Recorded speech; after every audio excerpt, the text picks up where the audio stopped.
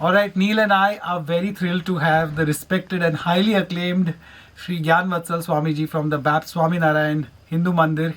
He is a motivational speaker who has positively impacted millions around the world, and now he is here. Hi Neil. Firstly, I should ask you, how are you feeling? Well, I'm feeling absolutely elated with the fact that, we've got Swamiji in our studio. Swamiji, welcome to the studios of Talk 100.3. Thank you.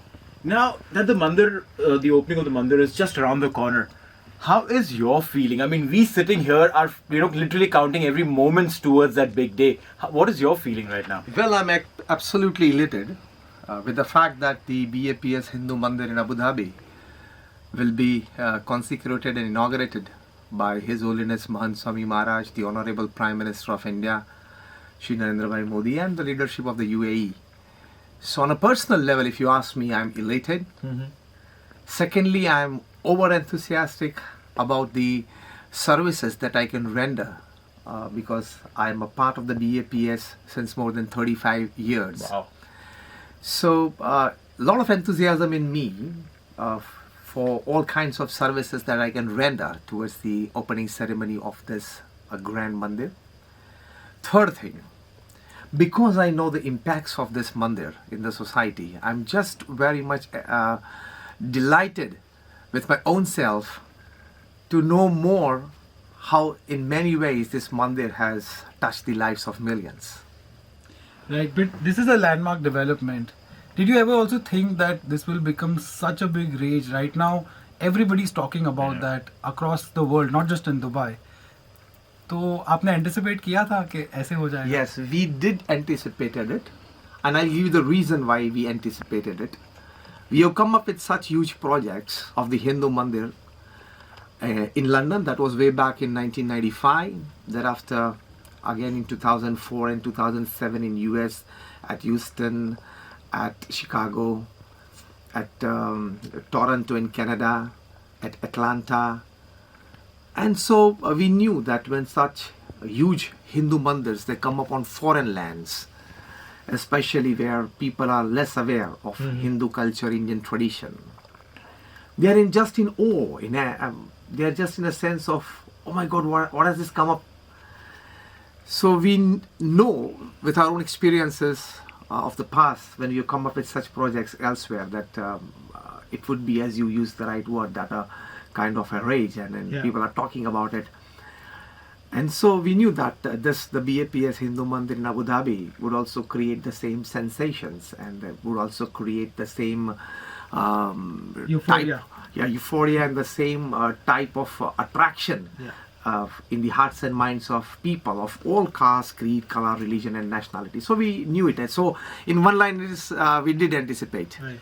Now, when we talk about, the temple coming in and literally all parts of the world, it also talks about a certain amount of communication which is beyond religion, right? It is probably the communication, the language of spirituality. And when we talk about spirituality, what has been the role of spirituality at a global level? Well, spirituality today, when you talk in the wider sense of the word, you take any field. You take the field of management, administration, you take the field of HR, human relations or human resources. So from management to human resources, in personal life, in family life, in social life, in public life, everywhere spirituality has a very, very, very special role to play. Let me exemplify that. For example, spirituality teaches us to become a better person of our own self. Sure. Spirituality teaches us to be a better version of our own selves, and we can constantly make a small positive change in ourselves in terms of habits, in terms of thought processes, in terms of behaviors, in terms of getting associated with people. So spirituality has definitely got a very big role, a definite role in the lives of people. So the top class management gurus, if you say, Stephen Covey, Og Mandino, Ken Blanchard, Anthony Robbins, they teach spirituality to their delegates in their conferences and seminars. And they very clearly say practical spirituality that connect with your creator, the God, through prayers every day. Right. Secondly, if you go to the researches and surveys by many universities, for example, University of Philadelphia, University of Pennsylvania, where Dr. Andrew Newberg, Dr. H.G. Coing, they have made surveys and researches that they have come to a conclusion that by chanting the holy name of God, you can increase your memory power, you can increase your buffer capacity, that is the capacity to absorb the shocks of life. You can strengthen your immune system. All this has been very scientifically proved. So even health is well associated with spirituality. Interesting. So from management to administration to HR to health, in every aspect of life, spirituality definitely plays a very, very important role in making you a better version of your own self. Right. So this landmark development that we're talking about, it's a spiritual event, the opening of Mandir. How do you think it will impact the entire society in all walks of their life? Because here there are some 200 nationalities at the last count. Yeah, I understand. Our Guru Pramukh Swami Maharaj, who was the basic, I would say, he had this wish, the divine wish of creating such a good Hindu Mandir here on this land, in this part of the world. That was in 1997 when he made this divine wish that we want to come up with a fine Hindu Mandir here. In his words, if I want to answer your question, he used to say in traditional Gujarati, कि धर्म is समाजનો प्राण છે. That means religiosity and spirituality is the soul of the society, is the lifeline of the society. So when you use the word that how is it going to impact in general the lives of people, the thought processes of people, when here you say more than, or the last count, more than 200 nationalities in this part of the country or in this part of the world, as I said, real spirituality, that is practical spirituality, impacts first of all ethical thinking in your life. And everything in your life starts with ethical thinking.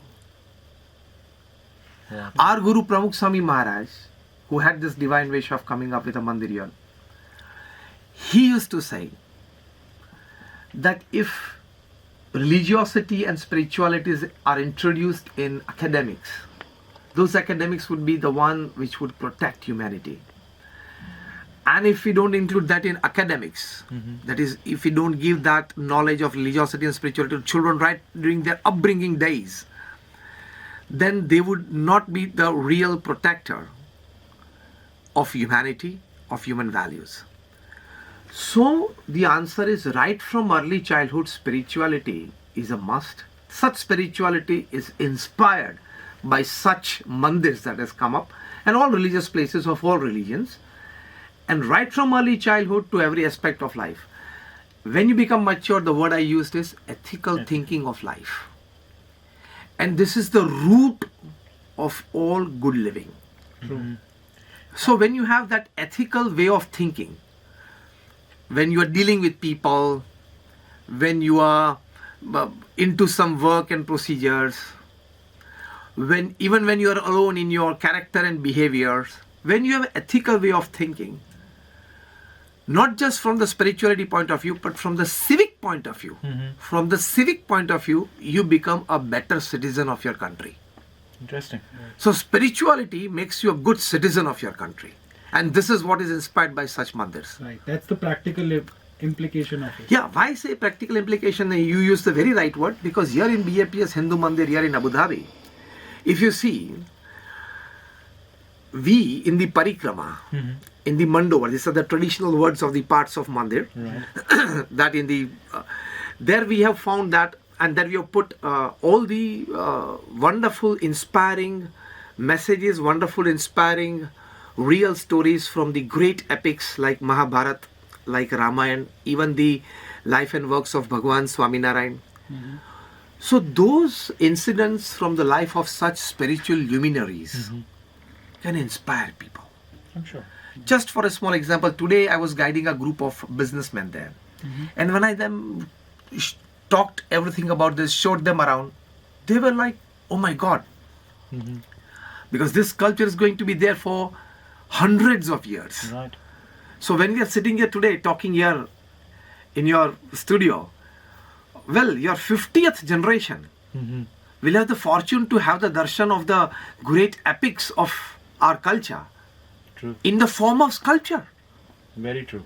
not just books, not just photographs, Yeah. in the form of stone structure. So this would be inspiring and impacting the society a lot for ethical way of life, to become a better citizen of society. This is a beautiful way that you put in that, spirituality should be inculcated at a very early age, just like kids are taught languages, science, math, to become a better version of themselves, because then that the reasoning behind everything comes into play. Why does a sun rise in the morning or rise from the east and set in the west and set in the evening? That question comes in because there is science to back it. And spirituality, like you mentioned, makes you a better version of yourself. But how do you put it in the minds of the modern day kid who is so attached to their mobile phones and their iPads, and they live within the ideologies of K-pops that are happening around the world? Yeah, so for that I tell you, at the BAPS Swaminarayan Sanstha, with the commands of our Guru Pramukh Swami Maharaj and today Mahan Swami Maharaj, we have children's forums where once a week, where normally adults once a week they come together in clubs and gyms and everything. We have called children's forums, which we call the Bal Mandal, and regularly the children and different age group children are treated accordingly. They are taught accordingly.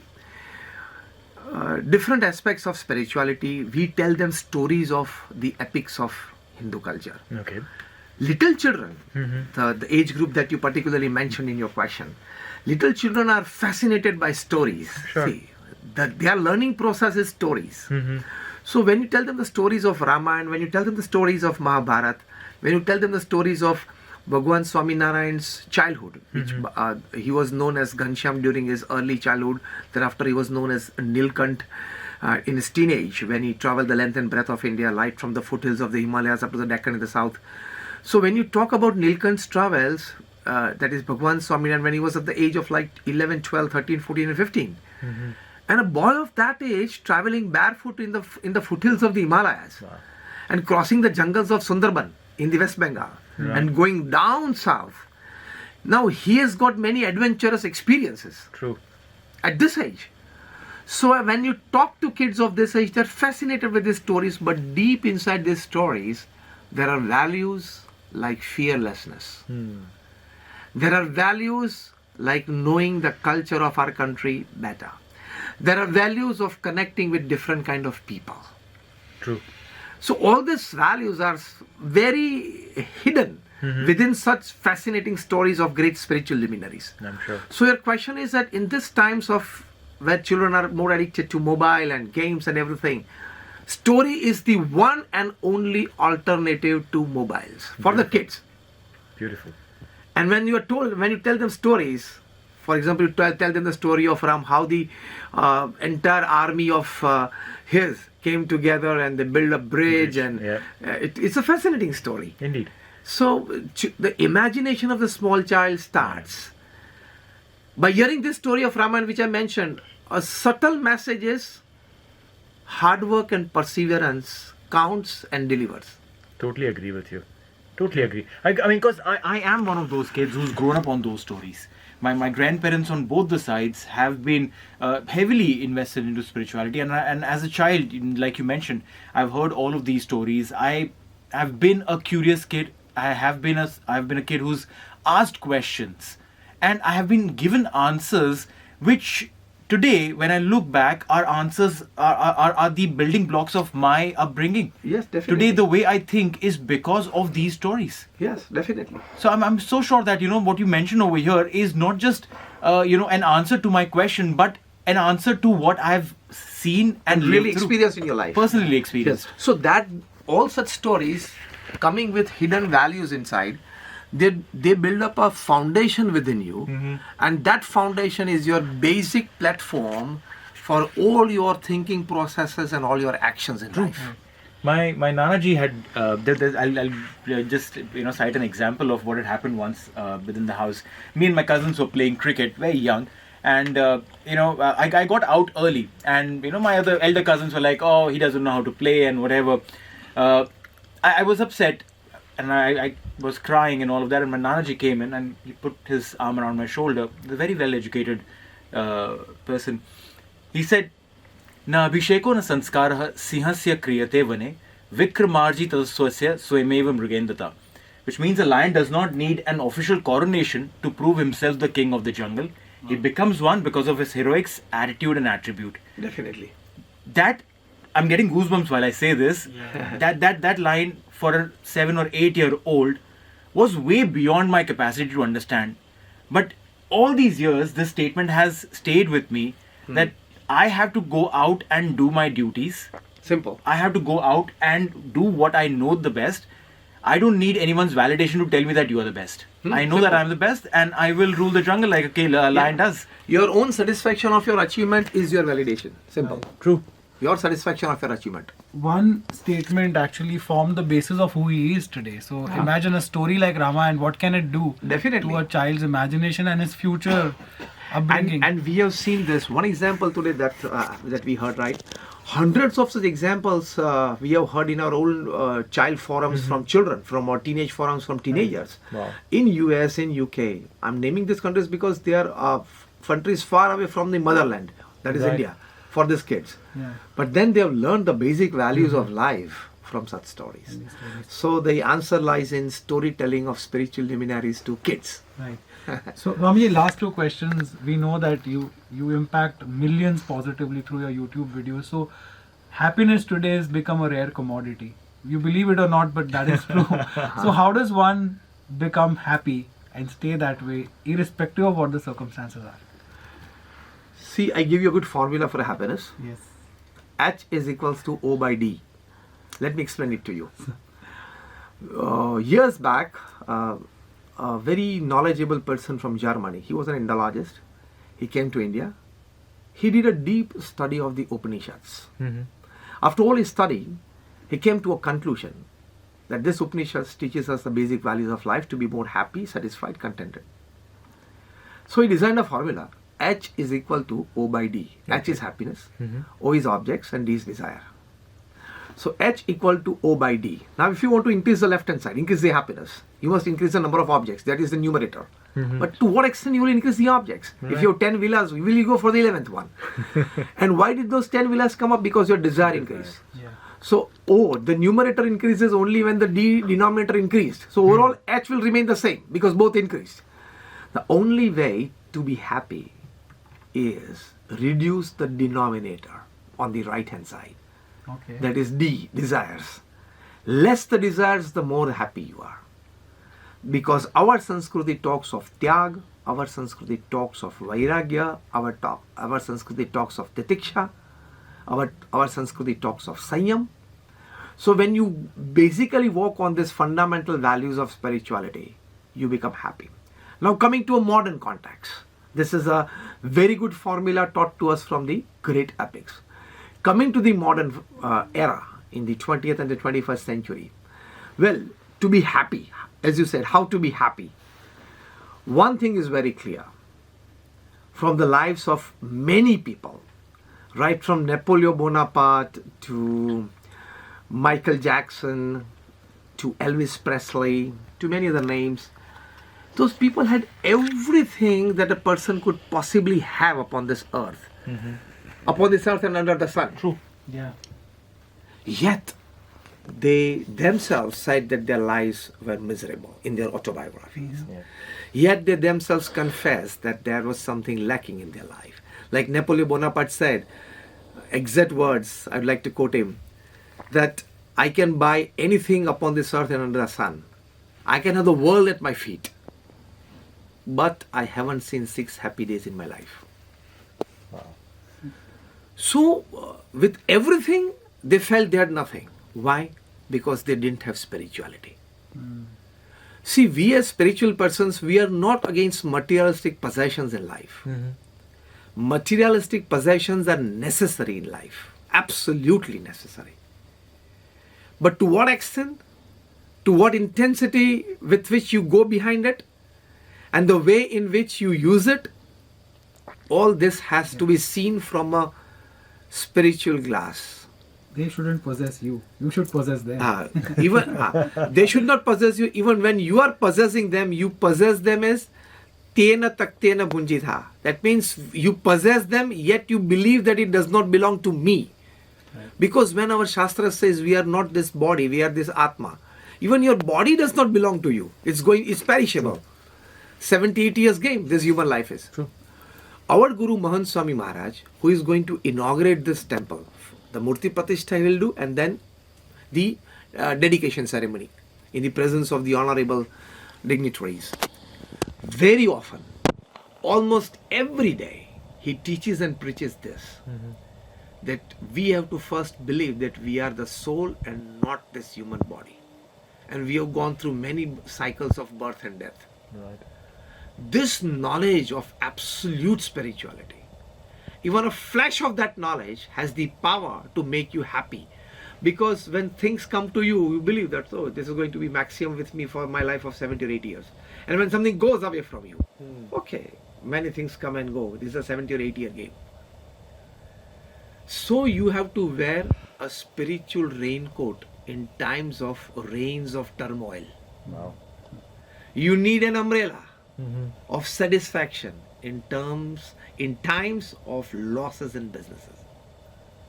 This is the spiritual understanding. You mentioned about businesses, because as an individual one can always detach themselves from the materialistic desires. But as a business owner, someone who's running a business or operating a business, their entire life goes into that one goal of making profits, not for just themselves but for the people who are working for them, because he's providing for everyone who's working for the business. So then how does spirituality come into a business perspective who's looking for growth? Detached attachment is the new word that has come up in the business fraternity. Detached attachment. That is from morning 9 to evening 6. You are a businessman. Remain fully attached to all the smallest acts that you perform at your business place. After 6 in the evening, 1 hour plus minus 6:37, whatever, 6 to 9 you be a family man. And evening 9 to 10 or 10:30 you become a spiritual entity. If you can have a very clear demarcation of time zones, of activity zones, of your persona zones during the daytime, it can definitely help you to be happy and be spiritual. And when you mention that running a business day in and day out, you are fully into something because you are taking care of a staff of 50 or 500 or 5,000. For that, to remain fully attached to your business is a must. True.